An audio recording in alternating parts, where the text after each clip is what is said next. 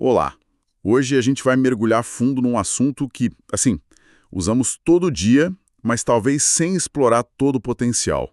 A nossa voz, o jeito como a gente se comunica. Nossa conversa de hoje está baseada num material em vídeo bem interessante que explora umas ideias inspiradas nos ensinamentos de Napoleão Hill, sabe?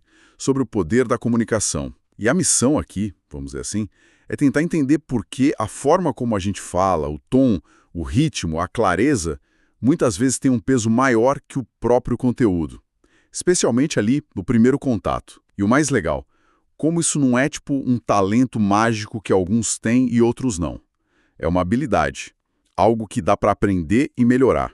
A ideia é sacar como usar a comunicação para, de fato, moldar percepções, abrir portas. Exato. E a gente vai um pouco além do senso comum, né? Vamos tocar em aspectos da psicologia, até da neurociência por trás da comunicação. É impressionante como ajustes pequenos no jeito de falar podem ter efeitos, nossa, enormes. O material inspirado em Hill traz umas perspectivas bem diretas sobre isso, bem pragmáticas. Vamos começar então por um ponto que esse material já joga na mesa logo de cara e que é meio desconcertante, né? A voz como fator decisivo na primeira impressão. Às vezes superando, pasme, credenciais como QI, diploma em algumas situações. O material cita uns estudos, acho que de Princeton, Harvard, Isso. que mostram que a gente forma julgamentos sobre competência, confiança em questão de milissegundos, baseado só em como a pessoa soa. É muito rápido. E tinha um detalhe curioso nesse vídeo, inspirado num estudo. Não era só a velocidade da fala, mas a percepção de uma hesitação mínima, quase que a gente nem nota conscientemente, sabe? Nos primeiros milissegundos mesmo. Isso já minava a credibilidade percebida. Incrível. É crucial entender isso. E tira um pouco aquele mito de precisar ter uma voz de rádio, né? O ponto central, e isso está bem alinhado com o pragmatismo que a gente associa a Hill, é ver a voz como uma ferramenta estratégica. Falar de forma inteligente, nesse contexto, é ter precisão, clareza e algo que o material reforçava muito: veracidade, autenticidade. Não é sobre usar a palavra difícil para parecer culto. Aliás, o vídeo até sugeria que Hill via isso mais como uma barreira. Uma barreira interessante. A confiança na voz, ela nasce da segurança no próprio pensamento, sabe? Da convicção interna. Não de ficar tentando fazer uma voz diferente ou só falar mais alto. Faz sentido, não é artificial. Não é. E a neurociência por trás disso é fascinante, como você falou. Nosso cérebro, ele parece programado para buscar clareza, padrão. Ele não se impressiona com complexidade por complexidade. O que ele quer é um ritmo que dê para acompanhar, uma estrutura que facilite pegar a informação. Linguagem acessível, pausas no lugar certo. Isso, olha que interessante, parece liberar dopamina no cérebro de quem ouve. Dopamina? Uau! Aquela sensação de prazer, de tô entendendo, tô conectado, e isso vira confiança em quem tá falando. O material de Hill, pelo que o vídeo mostrava, usava até uma metáfora da fala como música, sabe? Se a melodia é confusa, desafinada, a gente desliga. Se é clara, harmoniosa, a gente quer ouvir mais. Nossa, essa da dopamina faz total sentido. É quase como se o cérebro dissesse: obrigado por não me fazer lutar para entender. E isso conecta direto com o que a gente vive, né? Porque alguns palestrantes preivem a gente na hora. Se a gente pensa em discursos clássicos, sei lá. Sim, exemplos marcantes. Isso, o ritmo, a cadência, aquelas pausas dramáticas, parecem tão importantes quanto as palavras em si. E o contrário também, aquela agonia quando alguém fala rápido demais, sem respirar, atropelando tudo. Exatamente. Cansa, né? Muito. O vídeo mencionava aquele estudo de Harvard sobre falar um pouquinho mais devagar ser ligado à inteligência, confiabilidade, mas adicionava uma nuance interessante, vinda de Hill. Não é ser lento, é ter controle. É usar o tempo da fala de propósito. Perfeito, controle a palavra. E aí entram ferramentas bem específicas, tipo as pausas estratégicas. Uma pausa bem colocada não é hesitação, é poder. É um convite silencioso para o outro absorver, pensar junto, sentir o peso do que foi dito. O vídeo dava uns exemplos práticos, talvez analisando oradores que Hill admirava. Mostrava como uma pausa antes de uma palavra-chave aumentava o impacto dela, drasticamente. E o tom, claro. O tom é o que dá cor, emoção. Aquela frase clássica: eu nunca disse que ela pegou o dinheiro.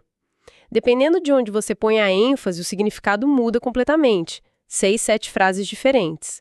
A forma e o conteúdo percebido, eles andam juntos, não dá para separar. Totalmente.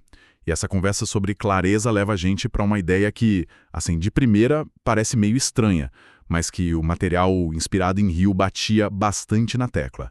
A simplicidade como sinal de inteligência maior.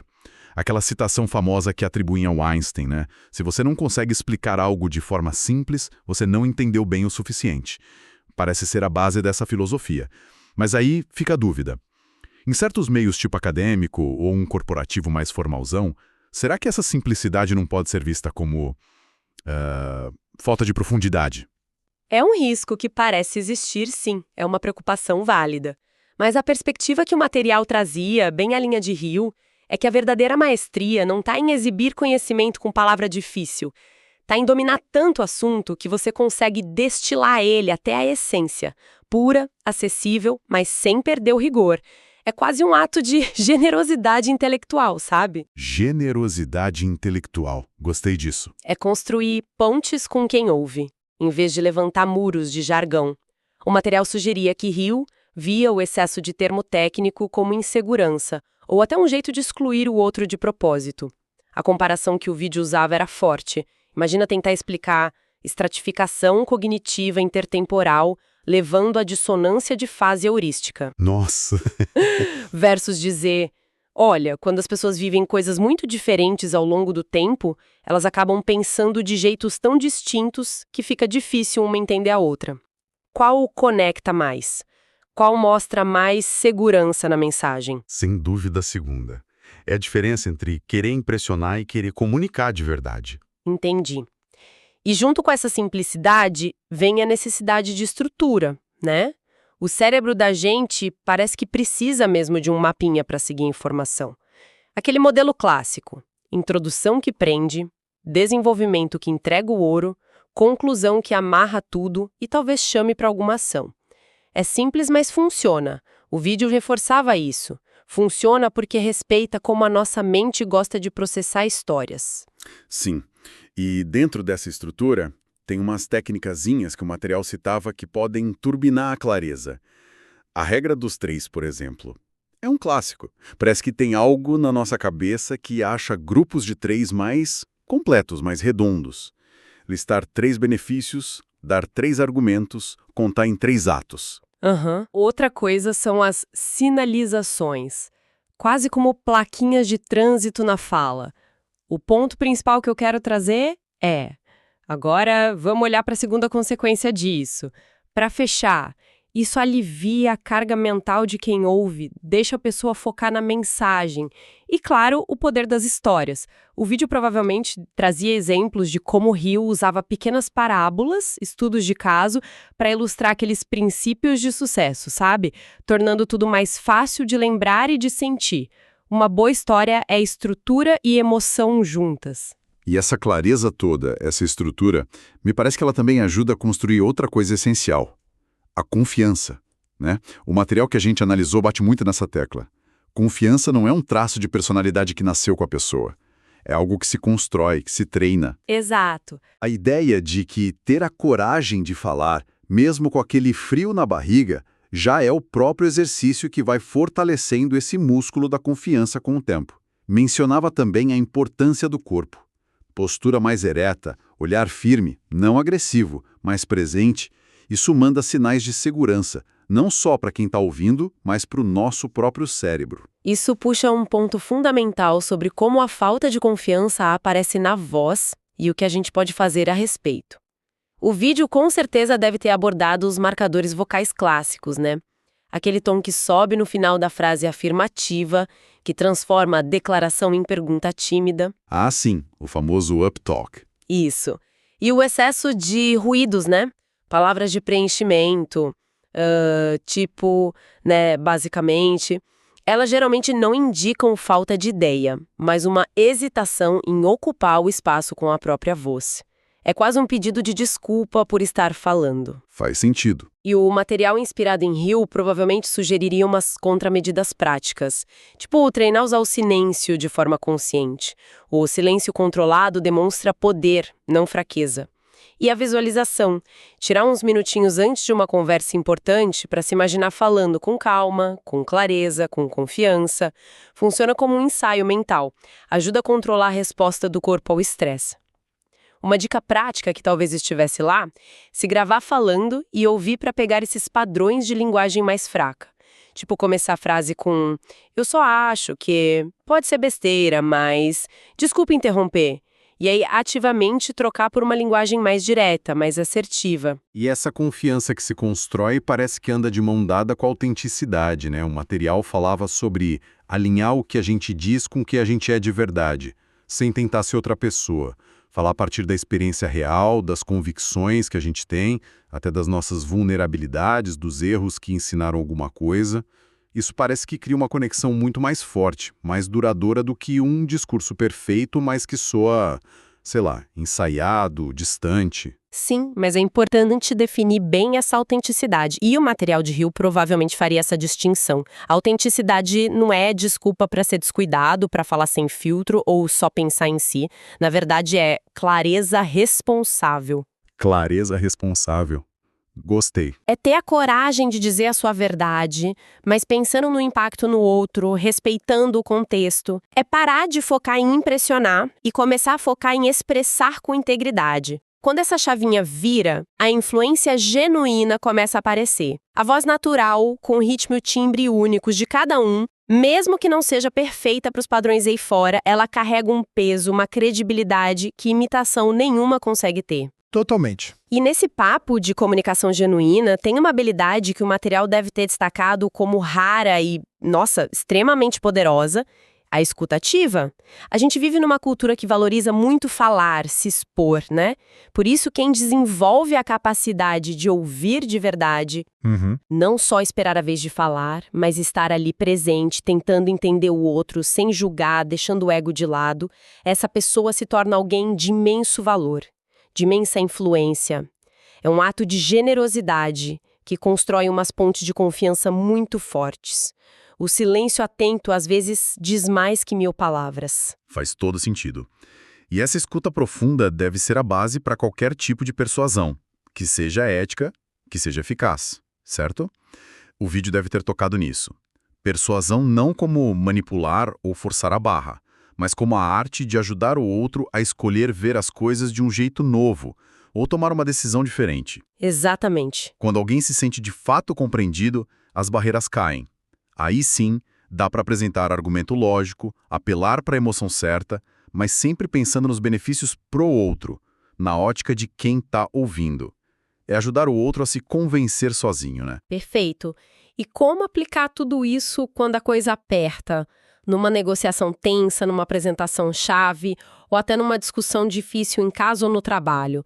A preparação, como material inspirado em Hill com certeza enfatizar, é a chave de tudo.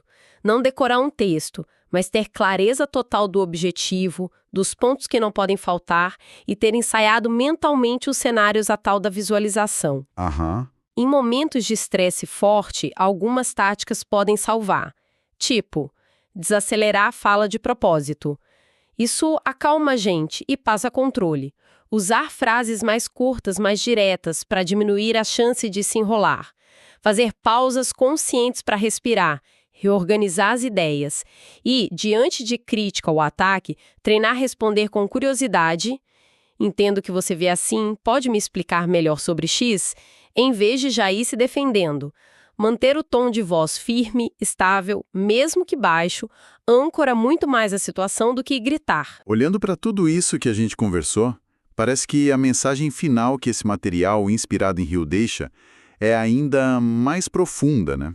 Não é só sobre aprender umas técnicas de oratória para usar em momentos específicos. A comunicação inteligente, poderosa de verdade, parece ser uma expressão contínua de quem a gente é. Ela é moldada pelo nosso interior, A clareza do nosso pensamento, a força do nosso propósito, nossa capacidade de ter empatia, até a nossa integridade, como você falou. Exatamente. O verdadeiro campo de treino da comunicação não é o palco, não é a sala de reunião. São as interações do dia a dia. Como a gente agradece, de um jeito que o outro se sinta realmente visto. Como a gente pede desculpas, com a vulnerabilidade que conecta de verdade, que conserta. Como a gente lida com o mal-entendido, buscando a ponte em vez de querer provar que está certo. E, talvez o mais sutil, como a gente oferece o silêncio, o espaço para o outro poder se expressar por completo. A qualidade do nosso diálogo interno, o jeito como a gente fala com a gente mesmo, isso vaza, inevitavelmente transborda para a nossa comunicação com o mundo. É aquela ideia de que a presença autêntica, que vem desse alinhamento interno, acaba conquistando o respeito, a atenção, de um jeito que nenhuma técnica sozinha consegue. No fim das contas, o impacto que fica mesmo não está só na beleza das palavras, mas na qualidade da presença e em como a gente faz os outros se sentirem quando estão com a gente. Então, só para a gente amarrar as ideias principais que a gente explorou a partir desse material inspirado em Napoleão Hill, a voz é bem mais que som, é ferramenta estratégica e dá para treinar. Clareza, simplicidade e uma boa estrutura são chave para a gente ser entendido e lembrado, e mostram domínio do assunto. Isso. Confiança e autenticidade não são dons, são qualidades que a gente cultiva com prática, com intenção, com coragem.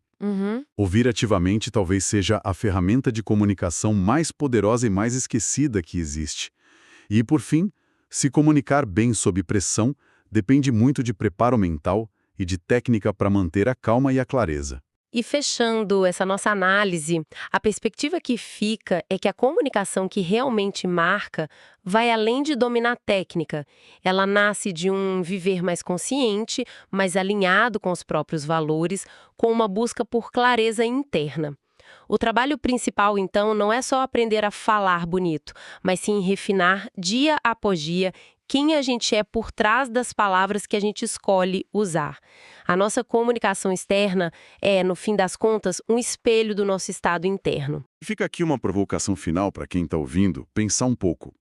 Qual poderia ser um pequeno passo, talvez ainda hoje, para começar a transformar a própria comunicação numa expressão mais autêntica, mais clara, mais impactante do ser único que cada pessoa é? A jornada não precisa de um grande evento. Ela começa, quem sabe, na próxima conversa, na próxima palavra dita com um pouquinho mais de consciência, de intenção,